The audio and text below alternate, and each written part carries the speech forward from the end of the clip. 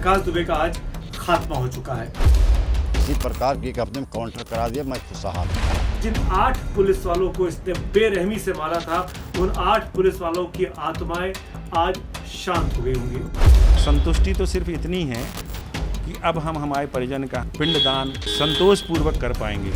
लेकिन अब इस पर राजनीति शुरू हो गई है। विकास दुबे अपराधी की गाड़ी पलटी है या सरकार को अपनी सरकार को पलटने से बचा लिया है? कल सवाल खड़े कर रही थी, ये जिंदा कैसे पकड़ लिया इतना दुर्दांत अपराधी। आज मर गया तो कह रहे हैं कि मर कैसे गया, कहीं राज दफन हो गए।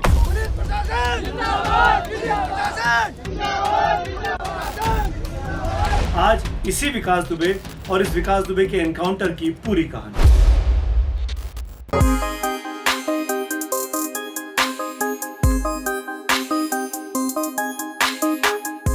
नमस्कार दोस्तों, इति श्री विकास दुबे कथा।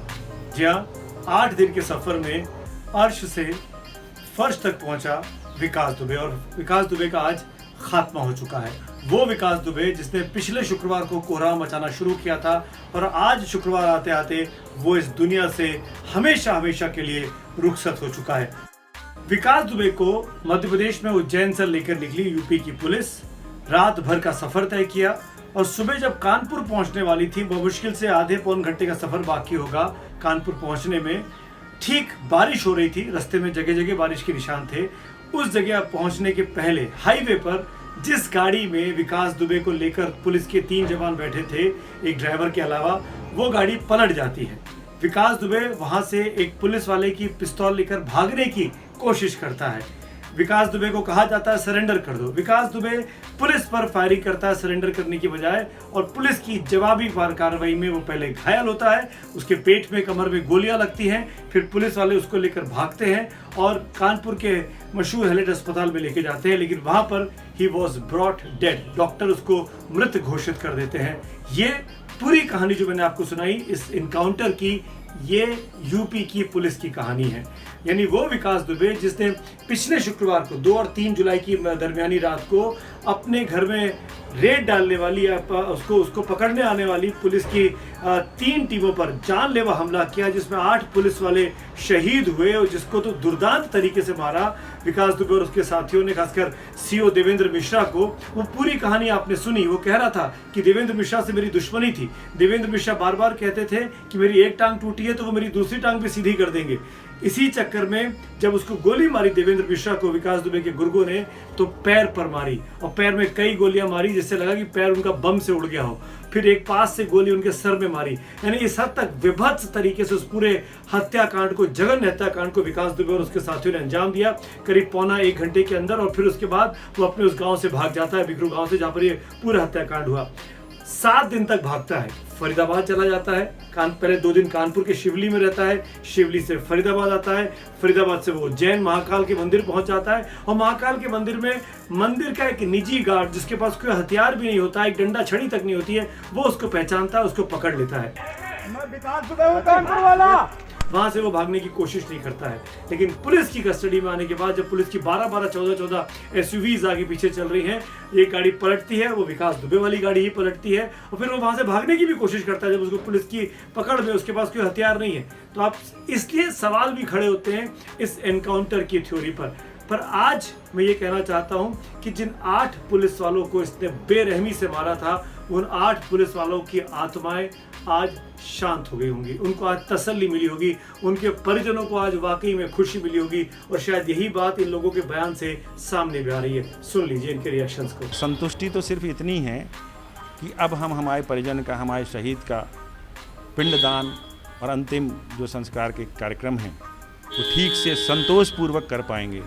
पिंड उनको देते हुए हमारे मन में ग्लानि नहीं होगी कि हत्यारे अभी खुले घूम रहे हैं और हम इनका पिंडदान कर रहे हैं। हाँ, कार्रवाई तो ठीक हो रही पर पूरी तरह से ठीक नहीं हो रही। ये जितनी जो इनके परिवार हैं, जो दुबे के साथ हैं, साथी है और जो नेता लोग हैं, कोई भी हो इसके साथ अपराधी हैं, उनको भी सारे को दंड दिया जाए और उसकी अच्छी तरह से जानकारी से सीबीआई जांच की जाए, किसका हाथ है किसका नहीं है, इसमें छानबीन करके पूरी तरह से हमें तब संतुष्टि मिलेगी। किसी प्रकार की अपने काउंटर करा दिया, मैं खुशहाल हूँ, हमारा आत्मा शांति होगा। ऐसे ही इसी प्रकार के जितने दुष्ट हैं, दुष्टों की सजा कड़ी से कड़ी देना।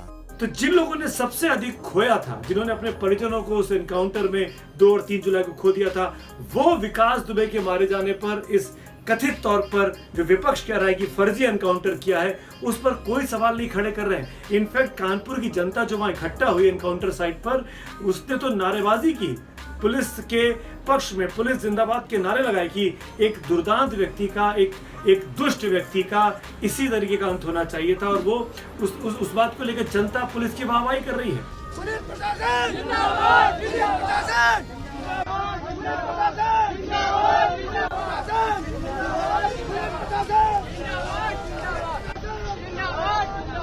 इस बात से बात स्पष्ट होती है कि जो व्यक्ति कई खून कर चुका हो, जिस पर 60, 70, 80 से ज्यादा मुकदमे चल रहे हो, जो 1 हफ्ते पहले पुलिस वालों पर गोली चलाता हो, अगर उसका खात्मा हो जाता है तो देश की ये मासूम जनता जो कि इस तरह के जघन्य हत्याकांड को लेकर परेशान रहती है कि उसके अपने लोग मारे जाते हैं, उसकी अपनी प्रॉपर्टी पर फिरौती ली जाती है, कब्जा किया जाता है, ऐसा विलन समाज का, ऐसा खलनायक जब समाज का मारा जाता है तो उन लोगों में खुशी होती है, तसल्ली होती है कि चलो एक दुर्दांत व्यक्ति खत्म हुआ। मान लीजिए कि इनकाउंटर नहीं होता, ये अरेस्ट होता, कोर्ट में पेशी होती, फिर इसके तमाम चाहने वाले लोग हैं जो उसको बचाने में लग जाते, और खुदा न खास्ता ये लंबा प्रक्रिया चल जाती है, जैसे अपने न्यायिक प्रक्रिया में चलता है कि मौका दिया जाना है सबको अपने बात को मासूम साबित करने का, और ये 2, 4, 5, 7 साल जिंदा रह जाता, इस बीच में चुनाव ना लड़ लेता ये, और चुनाव लड़ लेता कि विधायक सांसद ना बन जाता। हमारे संसदों में विधायिका में तमाम ऐसे लोग हैं जो जिन पर आपराधिक मुकदमे जघन्य हत्याकांड के और वो सांसद विधायक बनकर बैठे हैं। तो उस चीज से तो ये भारतीय लोकतंत्र बच गया। उस जीत से भारतीय जनतंत्र की एक बड़ी जीत हुई कि समाज का एक विलेन, एक खूनी खूंखार व्यक्ति इस वक्त समाज से जा चुका है। लेकिन अब इस पर राजनीति शुरू हो गई है, क्योंकि बीजेपी के वक्त में हत्याकांड हुआ, क्योंकि अखिलेश यादव को मौका मिल गया योगी आदित्यनाथ की कानून व्यवस्था पर सवाल खड़े करने का, क्योंकि प्रियंका गांधी को ट्वीट करके मौका मिल गया इस पर हमला करने का। ये बात बिल्कुल ठीक है, जो बात विपक्ष के नेता कह रहे हैं उसको मैं खारिज नहीं करूंगा कि अगर ये व्यक्ति जिंदा रहता तो जिन लोगों ने इसको बचाया, जिन लोगों ने इसको पनाह दी, जिन लोग इसको बढ़ाते रहे, उन लोगों तक पहुंच सकते थे कानून के हाथ। पर मेरा ये कहना है, जिसको अखिलेश यादव और प्रियंका गांधी जैसे नेताओं को सुनना चाहिए, कि ये तो आपकी पार्टी में भी रहा है, ये तो समाजवादी पार्टी में रहा, इसकी बीवी समाजवादी पार्टी की सदस्य रही, आज भी सदस्य होगी। एक बुलेटिन निकलता, उसकी पर्ची कटी हुई है 20,000 रुपए की, 5 साल की। मैं ये कहना चाहता हूँ, राजा रामपाल जो कि बसपा के सांसद रहे, जो आज कांग्रेस पार्टी में है, प्रियंका गांधी के यूपी की कोर टीम का हिस्सा है, वो राजा रामपाल बेहद नजदीक थे इस विकास दुबे के। उनका कहते हैं कि राइट हैंड मैन हुआ करता था जब राजा रामपाल बसपा के सांसद हुआ करते थे। तो आज की तारीख में ना सपा अलग है, ना कांग्रेस अलग है, ना बसपा अलग है, ना भाजपा अलग है। भाजपा में भी बहुत से, कुलदीप सेंगर को हमने देखा पनाह दे रखी थी। जिस तरीके से आज की तारीख में विकास दुबे जो अपने काम कर रहा था, वो भी भाजपा के नजदीक आने की कोशिश कर रहा था। तो इस हमाम में, सियासत के हमाम में सभी राजनीतिक पार्टियां नंगी हैं। आज जरूर अखिलेश यादव, प्रियंका गांधी, योगी आदित्यनाथ पर सवाल खड़े कर सकते हैं, उनकी पुलिस पर सवाल खड़े कर सकते हैं, उनके क्रियाकलाप पर सवाल खड़े कर सकते हैं, करना भी चाहिए राजनीति में। पर हमको इस चीज को नहीं भूलनी चाहिए कि जनता का सेंटिमेंट क्या है। आम जनता को लग रहा है, जो कि खासतौर पर सबसे अधिक प्रभावित रही है, जो प्रताड़ित रही है इसके खौफ से, विकास दुबे नाम के खूंखार खलनायक के खौफ से, वो खुश है, वो बधाइयां दे रही है, वो जिंदाबाद कह रही है।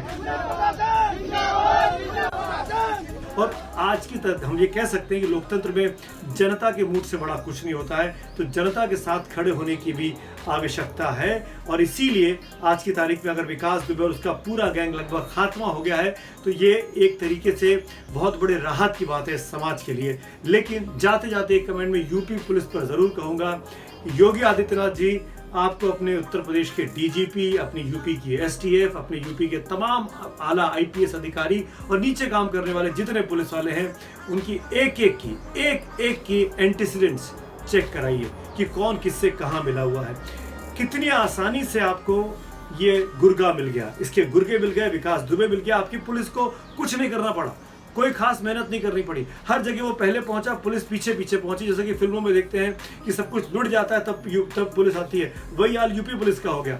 और जब हाथ मिला, जब हाथ लगा, तो आपने उसको मार डाला। तो इसका मतलब योगी आदित्यनाथ, आप भले ही जनता के लिए इस वक्त राहत की खबर लेकर आए हैं, पर ये जो आपकी पुलिस है, ये आने वाले वक्त में आपके अपने लिए परेशानी का सबब बन सकती है। तो यूपी पुलिस को they have to pull up their socks. अगर वो ऐसे ही काम करते रहेंगे तो वाकई में यूपी पुलिस भरोसा उठ भी सकता है जनता का, खास तौर पर। बहुत बहुत धन्यवाद। एबीपी न्यूज आपको रखे आगे।